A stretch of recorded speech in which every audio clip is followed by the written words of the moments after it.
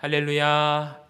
하나님의 위로하심과 하나님의 만지심과 치유하심이 우리 모든 성도님들에게 함께 하시기를 간절히 소망합니다. 지금 튀르키예 지진으로 인해서 굉장히 혼란스럽고 또 어려운 모습을 보게 됩니다.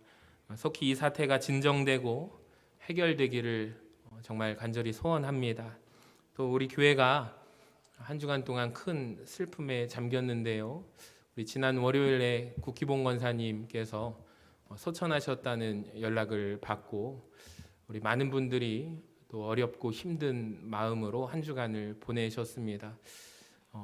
길에서 그 소식을 들으신 어떤 권사님은 길에서 쓰러지셔서 너무나도 힘이 드시고 또 마음을 좀 진정하시고 또 가슴을 치면서 많은 분들이 우셨는데요.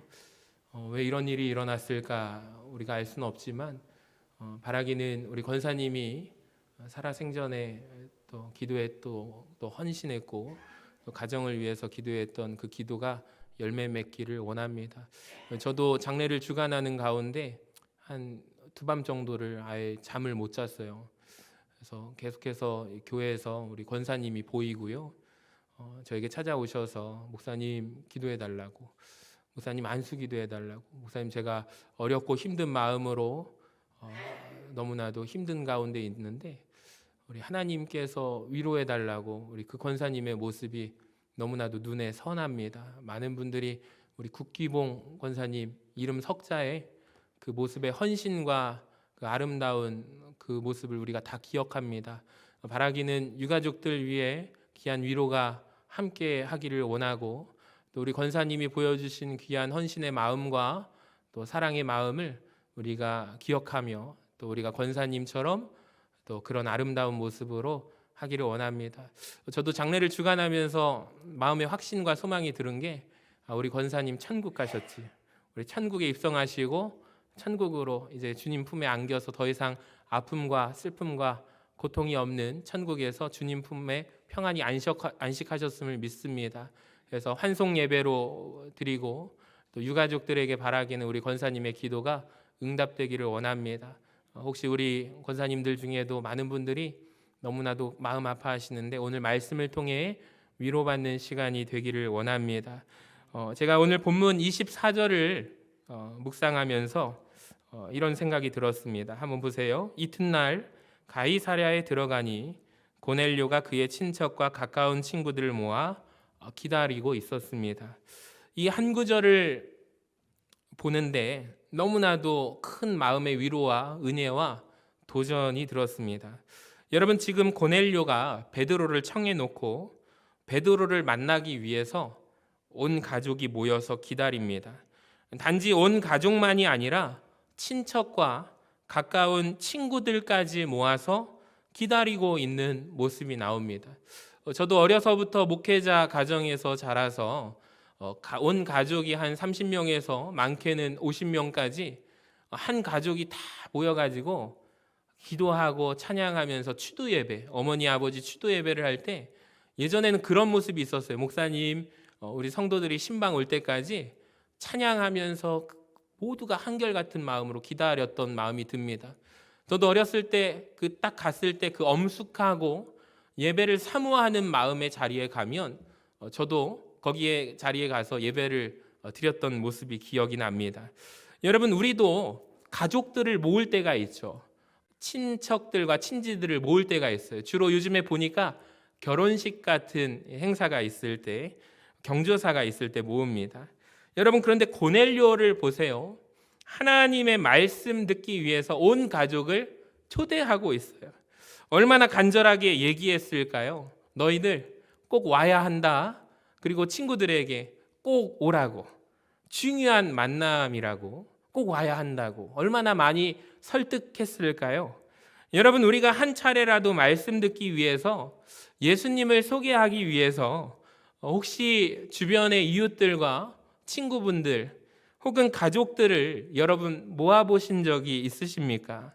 저는 우리에게 이런 모습이 있게 되기를 주님의 이름으로 간절히 축원합니다. 또 오늘 고넬료의 모습 속에 도전받는 것이 무엇이냐면 고넬료가요, 와라 라고 청했더니 모두가 왔다라는 거예요. 여러분, 이 모습이 우리 가운데 도전받기를 원합니다. 혹시 집에서 자녀들이 부모님의 말씀에 순종하고 또 순복하는 모습이 있다면 여러분, 그 가정은 참으로 복받은 가정이라고 생각하시기를 바랍니다. 왜냐하면 아이들이 성장하면서 자녀들이 사춘기만 되어도 부모 말을 안 듣잖아요. 부모가 이렇게 하자, 저렇게 하자, 그렇게 하자라고 그래도 말을 안 듣습니다. 여러분 가정에서 저는 바라기는 영적인 권위가 있기를 정말로 원합니다. 여러분, 컨트롤할 힘이 없다면 너무 슬픈 일입니다. 그래서 예수 믿는 사람의 가정은, 여러분, 예수 믿는 사람은 집안에서 영향력이 있어야 합니다. 창세기에 나오는 아브라함의 조카 롯을 아실 거예요.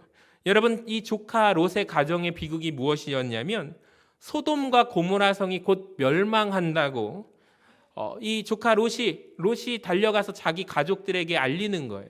딸들에게 알리고 사위들에게 알리는데 성경에 뭐라고 나옵니까? 창세기 19장 14절을 보시면 롯이 말을 하는 거예요. 지금 소돔과 고모라 성이 곧 있으면 멸망한다고 말을 하고 있는데 그의 사위들이, 여러분, 롯이 말할 때 뭐라고 여깁니까? 농담으로 여겼다라고 되어 있습니다. 또 사무엘상 2장에 보면 엘리 제사장을 아실 겁니다. 엘리의 두 아들 홈니와 비느하스가 있는데 이 두 아들도 제사장이었거든요. 근데 이 두 아들이 타락하고 비행을 하는데 이 아버지가 그것을 알았습니다. 엘리가 두 아들에 대해서 뭐라고 합니다. 훈계를 하고 책망을 합니다. 근데 성경에 보시면 분명히 뭐라고 나오냐면 그 두 명의 자녀가 아버지의 말을, 엘리의 말을 듣지 않았다라고 나옵니다. 여러분, 가정에서 우리가 권위주의는 배격해야 하지만 여러분, 우리에게 영적인 권위가 좀 있어야 하는데 저는 바라기는 전주 서신교에 속한 가정마다 아버지들에게 또 어머니들에게 영적인 권위가 회복되기를 주님의 이름으로 간절히 축원합니다. 사실 고넬료를 보면 인간이 할 수 있는 일이라는 게 그저 우리는 초대하고 초청하는 일밖에 없다라는 것입니다. 여러분, 한 사람을 변화시키고 한 사람을 사용하시고 한 사람을 바꾸어 가시는 일은 누가 하시냐면 하나님께서 하시는 일입니다. 근데 우리가 하나님께서 일할 수 있도록 우리가 바로 축복의 통로가 되어야 할 줄로 믿습니다. 또 고넬료를 보면서 도전받는 모습이 무엇이냐면 25절 말씀인데요. 우리 같이 한번 25절을 읽어보도록 하겠습니다. 시작. 마침 베드로가 들어올 때 고넬료가 맞아 발 앞에 엎드리어 절하니. 여러분, 이 모습이 굉장히 놀라운 모습입니다. 제가 지난 시간에도 말씀드렸지만 사회적 지위를 가지고 있는 사람이 고넬료였고 베드로는 아무런 사회적 지위가 없는 사람이었습니다. 베드로의 출신은 어부의 출신 아닙니까? 근데 고넬료는 로마 사람입니다. 로마 군대의 백부장입니다. 지휘관입니다. 지배자로 왔습니다. 근데 피지배민인 이스라엘 사람, 그것도 어부 출신이었던 베드로에게 엎드려서 절하고 있습니다. 여러분, 무엇 때문에 절을 하고 있습니까? 베드로가 단지 하나님의 종이라는 이유 하나 때문에, 그에게 하나님의 말씀을 듣고 싶은 이유 때문에 여러분, 참으로 겸손하고 놀라운 모습을 우리가 바라보게 되는 것입니다. 여러분, 혹시 이런 이야기 혹시 들어보셨습니까? 태도가 고도를 결정한다라는 말입니다. 우리 노란 글씨만 한번 읽어볼까요? 시작. 태도가 고도를 결정한다. 우리가 어떤 태도를 가지느냐, 여러분이 살면서 어떤 태도를 가지느냐에 따라서 고도가 달라진다라는 말입니다. 여러분, 우리가 어떤 태도, 삶의 태도, 어떤 신앙의 태도, 하나님 앞에 와서 말씀과 기도의 태도가 우리가 어떠하느냐에 따라서 하나님 앞에 올라갈 수 있는 고도가 달라지고요, 삶에서 태도에 따라서 우리가 올라갈 수 있는 고도가 달라집니다. 실제로도 그런 것 같습니다. 이 세상에 많은 사람들이 성공 신화를 쓴 사람들의 말을 잘 들어보면 그들의 태도가 달랐습니다. 그들의 태도가 남들보다 1시간 일찍, 아니 그보다 더 일찍 열심히 했더니 아무런 자기에게는 힘과 능력이 없었지만 자기의 고도가 달라져서 성공하게 되었다라는 사람들의 여러 이야기들이 세상에서 참 많습니다. 근데 가만히 보니까 신앙생활도 마찬가지 같아요.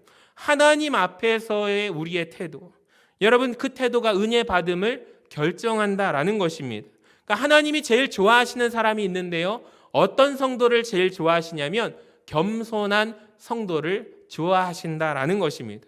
성경 말씀에 보니 나는 겸손한 자, 온유한 자를 좋아하고 교만한 자를 대적하신다고 말씀하시는데요, 여러분 우리가 낮고 겸손한 자세로 하나님 앞에 나올 때, 그 태도로 오늘 주님 앞에 나올 때 하나님께서 오늘 우리에게 은혜를 베풀어 주실 줄로 믿습니다. 이게 굉장히 성경적인 것입니다.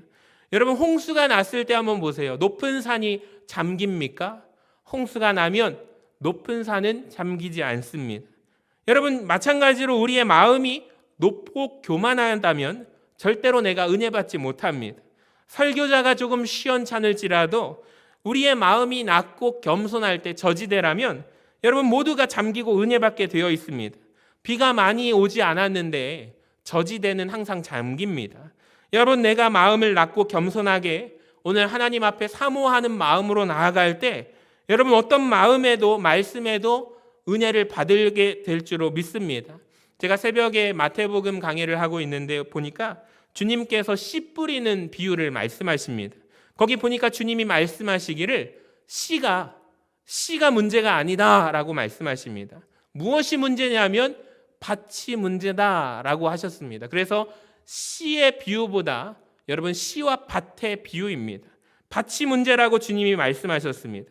내 마음이 만약에 낮고 겸손하다면, 내 마음이 옥토밭 같다라고 한다면 말씀의 은혜 받고 30배, 60배, 100배의 결실을 맺을 수 있다라는 것입니다. 고넬료의 이 겸손한 모습을 보세요. 그가 33절에 이런 고백을 하죠. 이제 우리는 주께서 당신에게 명하신 모든 것을 듣고자 하여 누구 앞에 있나이다? 하나님 앞에 있나이다. 이게 저는 참 중요한 고백 같아요. 지금 베드로라는 사람을 만났어요. 베드로 앞에서 말씀 듣고자 모였습니다. 근데 자기가 지금 어떠한 마음으로 베드로를 만나고 있다라고 말하냐면 나는 지금 하나님 앞에 서 있는 모습과 마음으로 그 말씀을 받고자 원한다라는 것입니다. 여러분 그 모습으로 우리가 서 있기를 원합니다. 제가 지금 비록 강단에 서 있지만 여러분 이 예배 드리러 오실 때마다 말씀을 들으실 때마다 하나님 앞에 서 있는 마음으로 교회에 나오시고 말씀을 받는 우리 모든 성도들이 되기를 간절히 소망합니다. 데살로니가전서 2장 13절에 보세요. 우리가 하나님께 끊임없이 감사함은 너희가 우리에게 들은 바 하나님의 말씀을 받을 때, 여기 보세요, 사람의 말로 받지 아니하고 하나님의 말씀으로 받음이니 진실로 그러하도다. 이 말씀이 또한 너희 믿는 자 가운데 역사하느니라 라고 말씀합니다. 여러분 우리가 하나님의 말씀을 사모하는 마음으로 말씀을 들을 때 하나님께서 역사하여 주실 줄로 믿습니다. 이제 베드로의 모습을 보시기 바랍니다. 우리가 고넬료의 모습을 봤는데 이제 베드로의 모습을 한번 보세요. 지금 베드로의 시각으로 보면 자기 앞에 누가 엎드려져 있어요? 고넬료가 엎드려져 있습니다. 그 모습을 보고 베드로가 이렇게 반응을 합니다. 26절을 같이 한번 화면을 보고 읽어봐요. 시작. 베드로가 일으켜 이르되 일어서라 나도 사람이라 하고. 여러분 당연한 이야기 아닙니까? 우리는 사실 이 당연한 이야기를 하지 않는 사람들이 있다라는 것이 문제라는 것을 알고 있습니다. 여러분 우리가 누군가를 높일 때, 누군가를 지켜 세우고 그를 대단한 존재로 여길 때 그 칭찬받는 사람 입장에서 자꾸만 자기 자신을 망각하게 되는 거예요. 아, 내가 정말 대단한 사람, 대단한 존재가 되었나 보다. 여러분 이런 생각이 들 때가 있어요. 근데 여러분 사람들이 우리를 높일 때 우리가 깨어 있기를 원합니다. 정확하게 판단하시기를 원합니다. 헷갈리지 않기를 원합니다. 여러분 이단이 누구일까요? 이단이 무엇입니까? 여러분 이단의 문제가 뭐냐면 내가 대단한 존재다라고 말하는 거예요. 내가 사람이 아니다라고 말하는 거예요. 신천지의 이만희 교주가 뭐라고 말합니까? 나는 이긴 자다라고 말하는 거예요. 그래서 성경에 보면은 나는 보통 사람이 아니며 내가 요한계시록을 유일하게 해석할 수 있는 자다라고 말하는 거예요. 여러분 황당한 이야기 아닙니까? 제정신이 아닌 거죠. 근데 많은 사람들이 이 말을 믿는다는 데 있습니다. 여러분, 진짜 주의 종들은요, 그런 말을 안 합니다. 박태선, 문선명, 안상홍, 정명석, 여러분, 이런 이단들의 문제 공통점이 무엇입니까? 다 자기가 사람 이상의 특별한 존재다라는 것입니다. 사랑하는 여러분, 속지 마시기를 바랍니다. 우리 교회도 없기를 바라지만 혹시 신천지가 있다면 잘 들으시기 바랍니다. 여러분, 이만희 교주가 무슨 이긴 자입니까? 좀 있으면 그 사람 죽어서 많은 이들을 미혹하게 한 벌로 영원한 형벌, 심판대 앞에 서서 여러분, 그 벌을 받을 불쌍한 죄인 아닙니까? 무슨 자기가 이긴 자입니까? 여러분, 깨닫는 은혜가 있기를 원합니다. 진짜 주의 종들은요, 어떻게 반응하는가? 베드로처럼, 오늘 베드로처럼 반응한다라는 것입니다. 이 모습이 진짜 주의 종들이 보이는 반응이고 자세입니다. 특별하지 않다라는 것이죠. 이단 교주만큼은 아니어도 여러분, 목회자도 자꾸만 이런 착각에 들 때가 있어요. 내가 특별한 존재로 숭배와 인정을 받으려는 욕구에 사로잡힐 때가 있어요. 그래서 우리가 하나님의 말씀을 받은 목회자들은요, 우리가 크게 힘주어서 말해야 할 곳은 어디냐면 이 강단입니다. 하나님의 말씀을 받아서 대언하기 때문에, 하나님의 말씀을 선포하기 때문에 저는 웬만하면 힘을 주어, 어깨에 힘을 주고 목소리에 힘을 주고 선포하려고 합니다. 왜 그러냐면 그것이 바로 목회자의 역할이기 때문입니다. 말씀을 받아서 우리 성도들에게 선포를 하는 것입니다. 그래서 강해 설교를 하는 이유가 무엇이냐면, 때로는 이 말씀을, 여러분, 말씀을 선택해서 말씀을 하다 보면 인간적인 생각이 들 때가 있어요. 아, 오늘은 축복의 말씀을 전해야겠다. 교회력을 보면서 이 말씀을 내가 선택 취사해놓고 이 말씀을 전하려고 하는 이 목회자의 욕심이 있는 거예요. 그러다 보니까 하나님의 말씀보다 인간적인 생각에서 축복과 위로의 말씀, 어떤 성도님이 그 말씀을 하세요. 내가 너무나도 힘들어서 교회에 왔더니 그날따라 목사님이 너무 세게 설교하셔가지고 그 말씀을 딱 듣자마자 기분이 상해서 축도도 목사님 내가 안 받고 먼저 나갔어요. 그런 얘기를 하는 거예요. 여러분, 우리가 경계해야 될 게 무엇이냐면, 하나님의 말씀 전하는 자는요, 우리가 말씀을 취사 선택해서 말씀을 전한다면 그게 하나님의 말씀입니까? 인간의 말씀입니까? 우린 이걸 분별할 줄 알아야 한다라는 거예요. 제가 강의 말씀을 하면서 참 어렵고 힘든 게, 때로는 너무나도 마음 아픈, 가슴을 찌르는, 제가 말씀을 묵상할 때 이미 저에게 이 말씀이 너무나도 힘들게 하는 말씀을 묵상을 하고 여러분에게 선포할 수 있는 말씀, 내 말씀이 되어서 강단에서 선포할 때 하나님의 음성으로 듣게 되시는 우리 모든 성도님들이 되기를 주님의 이름으로 간절히 축원합니다. 대신 힘을 빼는 것이 어디냐면, 목회자들은 말씀 강단에서 내려오면 똑같은 거예요. 제가 특별한 게 아니에요. 제가 대단한 게 아니에요. 목회자도 똑같은 여러분과 성정을 가지고 있기 때문에 연약하고 넘어집니다. 저는 강단에서 웬만하면 힘을 주어서 세게 선포하려고 하지만 강단에 내려가면 겸손한 모습으로 하나님 앞에 서고자 노력하고 있습니다. 그런데도 자꾸만 유혹은 무엇이냐면, 내가 대단한 존재이라고 착각하고 그럴 때마다 그런 유혹을 받기가 쉽다라는 것입니다. 여러분, 목회자가 그것을 경계하고 날마다 주님 앞에 겸손하게 설 수 있도록 기도해 주시기를 바랍니다. 그러니까 우리에게 중요한 질문이 두 가지예요. 여러분, 직분자들도 마찬가지입니다. 내가 중요한 일을 맡았다라는 질문과 내가 중요한 사람이다라는 이 질문 두 가지는요, 여러분, 똑같지 않습니다. 동의어는 아닙니다. 한번 비유로 말씀드릴까요? 예수님을 등에 태우고 가던 나귀가 있었습니다. 사람들이 환호성을 칩니다. 막 길가에 자기의 겉옷을 벗어서 깔아줍니다. 종려나무 가지를 흔듭니다. 이 나귀가 예수님을 등에 태우고 걸어가는데, 이렇게 가는데 착각을 하는 거죠. 아, 사람들이 나를 엄청 좋아하네. 사람들이 나를 보고 환호를 하네. 그래서 그 영광을 받고자 나귀가 거룩하게 앞발을 치켜들려서 이렇게 한다면 누가 등에서 떨어집니까? 예수님이 등에서 떨어지는 것입니다. 여러분, 이런 어처구니 없는 일이 없기를 주님의 이름으로 간절히 축원합니다. 자, 베드로가 또 어떤 이야기를 할까요? 본문에 보니까 29절에 부름을 사양하지 아니하고 왔노라라고 말씀합니다. 저는 이 말씀이 참 은혜가 되었습니다. 부름, 영어로 콜링이라고 합니다. 부르심, 하나님이 나를 부르셨다라는 응답입니다. 여러분, 하나님의 부르심에 나는 사양하지 않고 순종하여 왔다라고 합니다. 여러분, 부르심하면, 영어로 콜링하면 대부분 우리는 무엇을 생각하냐면 어떤 한 목회자가 하나님의 부르심을 받아서 신학교에 간 이야기, 그 간증을 떠올립니다. 여러분, 그런데 그렇지 않습니다. 성경이 말씀하시는 이 부르심, 콜링은요, 하나님의 일을 하라라는 모든 것이 주님의 부르심을 믿으시기를 바랍니다. 그래서 하나님의 부르심을 받아서 우리가 직업을 바꿀 필요가 없습니다. 하시는 일 하면서 주의 일 하시기를 바랍니다. 그 부르심 앞에 순종하시기를 바랍니다. 부르심 앞에 사양하지 않기를 원합니다. 34절과 35절이 중요한데요. 베드로가 입을 열어 말하되 내가 참으로 하나님은 사람의 외모를 보지 아니하시고 각 나라 중 하나님을 경외하며 의를 행하는 사람은 다 받으신 줄 이제야 깨달았다라고 고백합니다. 제가 지난주에 깨어짐에 대해서 말씀을 했습니다. 베드로의 생각이 와장창 깨지는 순간입니다.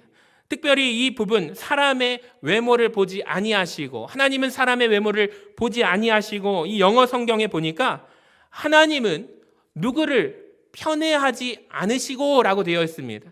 이 말은 뭐냐면요, 베드로 입장에서 하나님께서는 누구를 특별하게 사랑하시고 하나님께서는 누군가를 특별하게 미워하시고 이렇게 생각했던 자기의 생각이 깨졌다라는 고백입니다. 자기는 그렇게 생각하고 살았다라는 거죠. 여러분, 이스라엘 백성들이요, 참으로 엉뚱하고 이상한 생각을 가졌습니다. 자기들이 선택받은 민족, 선민이라고 여겼기 때문입니다. 우리는 선택받았다. 여러분, 선택이라는 단어는 반드시 성경적인 용어입니다. 하나님께서 이스라엘 백성을 선택하신 건 맞아요. 여러분, 그런데 언제나 선택에는 이유와 목적이 있습니다. 이스라엘 백성들이 선택받는 장면이 출애굽기 19장 5절 말씀인데요. 우리 거기에 목적이 있습니다. 한번 같이 읽어볼까요? 시작. 세계가 다 내게 속하였나니 너희가 내 말을 잘 듣고 내 언약을 지키면 너희는 모든 민족 중에서 내 소유가 되겠고 너희가 내게 대하여 제사장 나라가 되며 거룩한 백성이 되리라. 아멘. 따라합시다. 제사장 나라, 거룩한 백성. 이게 하나님이 선택하신 이유와 목적입니다. 이게 중요합니다. 하나님께서 이스라엘 백성을 선택한 건 맞아요. 소중히 여기신 건 맞아요. 근데 목적이 있다라는 거예요. 무엇을 삼기 위해서? 제사장 나라로 삼기 위해서. 여러분, 제사장이라는 뜻을 한번 생각해 보시기를 바랍니다. 제사장의 역할이 무엇일까요? 하나님과 사람 사이에 있는 사람이 제사장입니다. 그러니까 하나님과 사람 사이에 중보자의 역할을 하는 게 제사장이에요. 자, 그러면 여러분, 이스라엘 나라를 제사장 나라로 삼으셨다라는 뜻은 무엇입니까? 하나님께서 이방 사람들, 많은 열방을 하나님께로 돌아오기를 원하는데 누구를 통해서? 이스라엘 백성들을 통해서 이 일을 위하여 선택받은 도구로 삼으시기를 원하시는데, 여러분, 특별히 사명을 맡겨주셨는데 그들이 이것을 망각했다라는 것이죠. 제사장 나라가 되는 것은 다 잊어버리고 자기는 특별하게 선택받았다. 우리는 특별한 소유다. 여러분, 우리만 예정받았다. 우리만 천국 갈 수 있다. 이렇게 지금도 유대인들은 생각을 하고 있습니다. 이런 생각이 베드로가 가진 생각이죠. 심지어 이방 사람들 멸망받을 것들. 어떤 그 탈무드에 보니까 유대인들의 지혜서잖아요. 거기에 이방인들을 뭐라고 표현했냐면 지옥 땔감들이다라고 표현을 합니다. 이 어처구니 없는 생각을 이스라엘 백성들이 지금까지 하고 있다라는 거예요. 베드로도 그 생각에 잡혀 있는데 복음이 이방인에게 전해지겠습니까? 넘어가지 않는 것이죠. 그래서 지금 베드로를 쓰시기 위해서 주님께서 그 생각을 깨뜨리신다라는 거예요. 베드로가 깨어지고 깨달은 것입니다. 사랑하는 여러분, 우리도 마찬가지입니다. 우리가 먼저 믿은 하나님의 자녀들 아닙니까? 그렇다면 저와 여러분은 먼저 선택받은 하나님의 자녀임을 믿으시기를 바랍니다. 왜 우리를 미리 선택하셨을까요? 왜 우리가 택함 받게 되었을까요? 여러분, 나는 선택받아서 천국 가고 저 사람은 못 가고 이런 개념이 아닙니다. 우리를 통하여 제사장 나라로 삼으셨던 이스라엘 백성들처럼 여러분, 우리를 통하여 하나님의 품으로 인도하게 하려는 하나님의 사명을 우리에게 주셨다라는 것을 기억하시기를 바랍니다.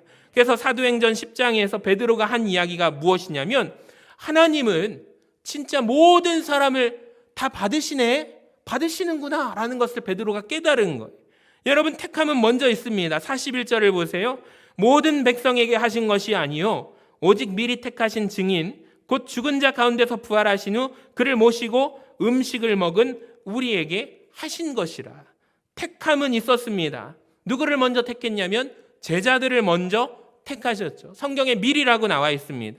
미리 택함 받았습니다. 그리고 우리에게 택하여 무엇을 주시냐면 사명을 주십니다. 그래서 사명을 맡은 우리는 무엇을 해야 될까요?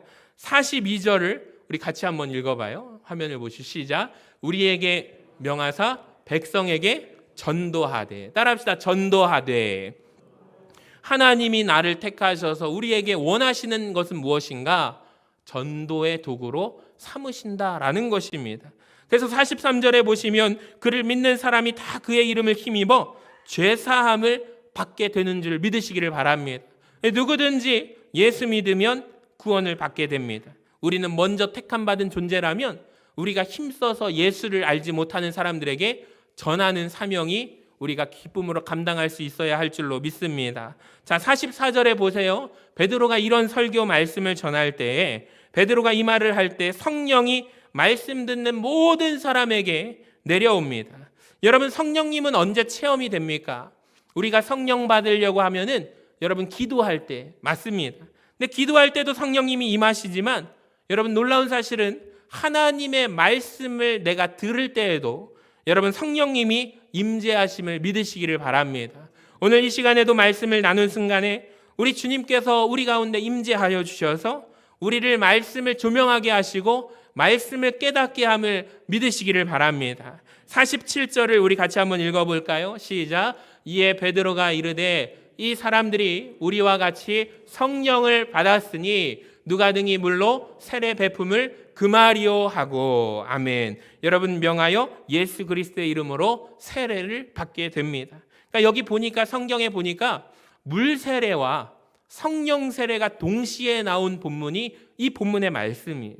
여러분, 제가 신학교에 가서 봤더니 물 세례하고요 성령 세례에 관련한 여러 가지 논쟁이 있다는 것을 알게 되었습니다. 보니까 성령 세례를 언제 받는가? 여러분, 제가 꼭 드리고 싶은 말씀이 있어요. 성령 세례를 언제 받는가? 그게 중생할 때 받는가? 아니면 2차적인 은혜냐? 여러분, 이런 논쟁들이 끊임없이 있습니다. 근데 이게 중요한 것 같지는 않아요. 중요한 것은 내가 성령을 받는 것입니다. 성령 세례, 성령 충만을 체험하는 것입니다. 논쟁할 이유가 없는 게 고넬료를 보시면 그 사람은요, 고넬료는 먼저 성령 세례를 받은 후에 물 세례를 받게 되잖아요.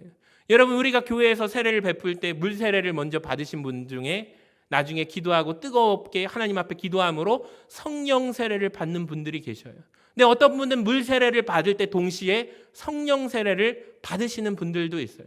여러분, 순서가 중요한 것 같지는 않습니다. 성경 어느 곳에서도 이것을 먼저 받느냐를 가지고 논쟁하고 있는 것 같지는 않아요. 근데 성경은 우리에게 말씀하시기를 너희는 성령을 받으라. 너희는 성령 충만함을 받으라 말씀합니다. 너희가 믿을 때 성령을 받았느냐?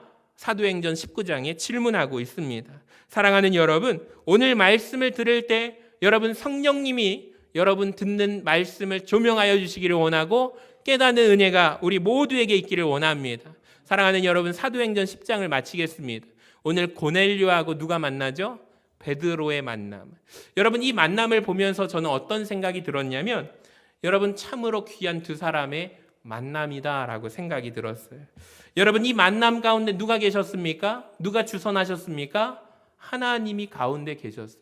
하나님이 주관하셨던 만남. 두 사람을 연결하신 분이 하나님이시다라는 거예요. 여러분, 하나님이 주선하시는 만남이 저와 여러분 가운데 임하게 되기를 주님의 이름으로 간절히 축원합니다. 이 가만히 보니까 만남과 만남 사이에 하나님이 중재하시는 만남이 어떤 만남이냐면 우리 교회 안에서 성도와 성도의 만남, 성도와 목회자의 만남임을 고백합니다. 사랑하는 여러분, 우리 모두 서로가 주 안에서 사랑하고 축복하고 또 한 주간도 건강하게 우리가 서로에게 안부를 물으면서 우리가 함께 자라가는 성장하는 은혜가 있기를 주님의 이름으로 간절히 축원합니다.